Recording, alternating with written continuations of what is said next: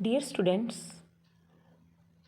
in this video we will discuss the oxidation states for actinides.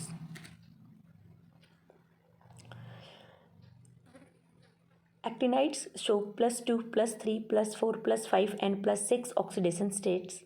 However, +3 oxidation state is most common among all the actinides. यहाँ table में हमें different oxidation states दिए हुए हैं actinide elements के लिए। जो मैंने पेन से टिक किए हुए हैं ये हमारे क्या है, मोस्ट स्टेबल ऑक्सीडेशन स्टेट्स। इनको लर्न करने का देखो मैं एक तरीका बताती हूँ।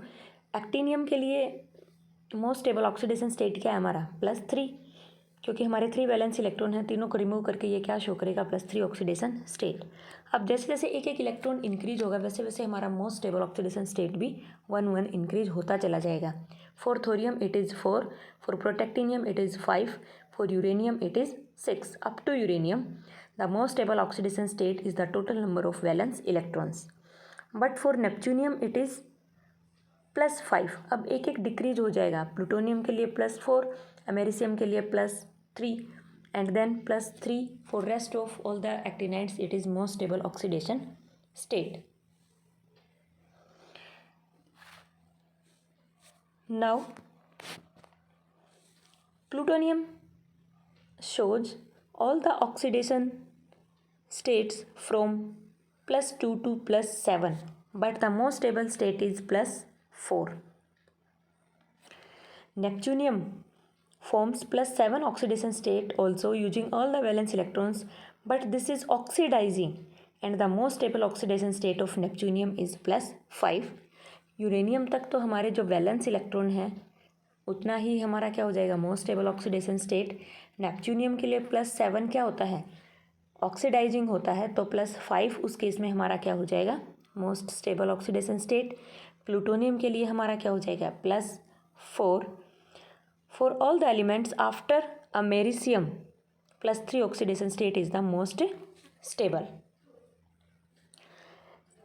Nobelium have +2 stable oxidation state due to F14 electronic configurations, and berkelium show +4 as the most stable oxidation state due to F7 electronic configuration.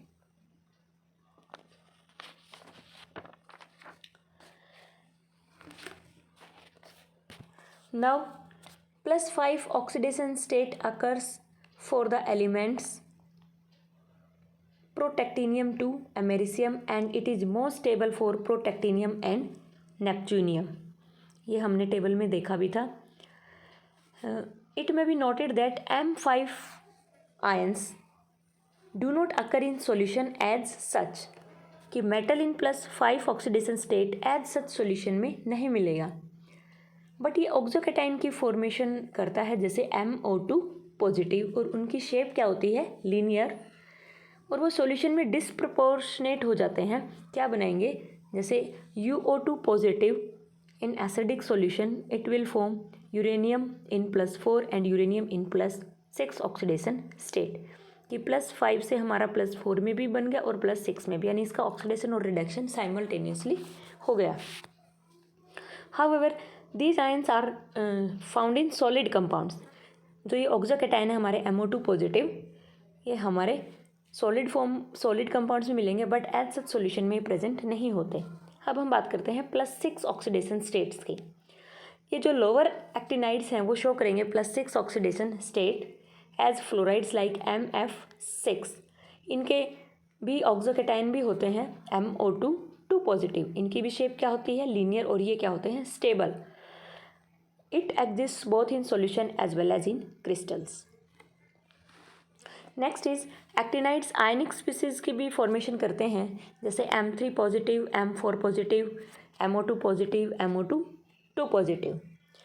और इन ionic species में the lower oxidation states tend to be ionic while the higher ones are covalent. फिर MO2 positive and MO2 positive भी हमारे क्या होते हैं, stable.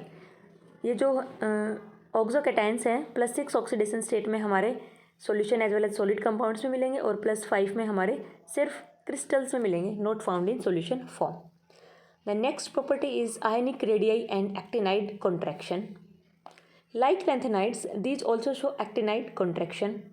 The size of atoms or ions of actinides decreases regularly along the series with the increase in atomic number from actinium to lawrencium.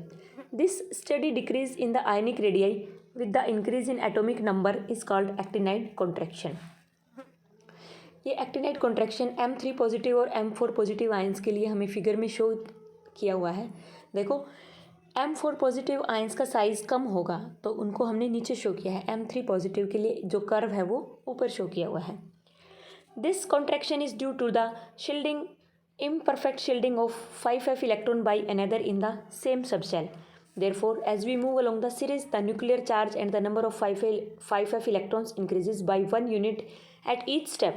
However, due to improper shielding of 5f orbitals, due to weak shielding of 5f orbitals, the effective nuclear charge increases, which results in contraction of the size.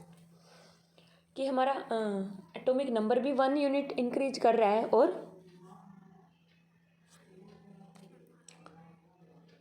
Electron भी 1 increase कर रहा है, but week shielding की वजह से जो effective nuclear charge है वो इंक्रीज हो जाता है और वो this results in contraction of the size.